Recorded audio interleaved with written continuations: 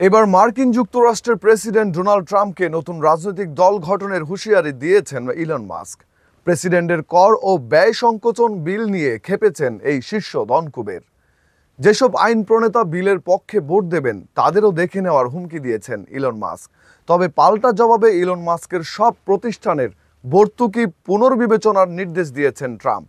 তার দাবি, ভর্তুকি বন্ধ হলে মাস্ককে ব্যবসা গুটিয়ে দক্ষিণ আফ্রিকায় ফিরে যেতে হবে। মার্কিন প্রেসিডেন্ট নির্বাচনের প্রচারণায় ডোনাল্ড ট্রাম্পের পক্ষে বেশ সরব ছিলেন ইলন মাস্ক। আলোচিত দুই ব্যক্তির রসায়ন সে সময় বেশ আলোচনার জন্ম দিয়েছিল। ট্রাম্পকে প্রেসিডেন্ট নির্বাচিত করার পেছনে কোটি কোটি ডলার খরচ করেছেন ইলন মাস্ক, এমন গুঞ্জনও রয়েছে। ট্রাম্পের জয়ের পর রীতিমতো তার ছায়াসঙ্গী হয়ে ওঠেন টেসলা ও স্পেসএক্স প্রধান। দক্ষতা বিষয়ক বিভাগের প্রধান হিসেবে দায়িত্ব পাওয়ার পাশাপাশি মন্ত্রিসভা গঠন থেকে শুরু করে প্রেসিডেন্টের প্রতিটি সিদ্ধান্তে তার প্রভাব লক্ষণীয় ছিল।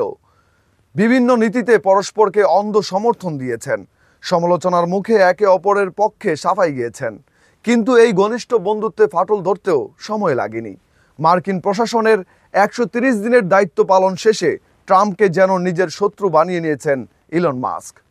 প্রেসিডেন্টের কর ও ব্যয় সংকোচন সংক্রান্ত বিগ বিউটিফুল বিলকে কেন্দ্র করে ক্রমেই উত্তেজনা বাড়ছে দুই বন্ধুর মধ্যে।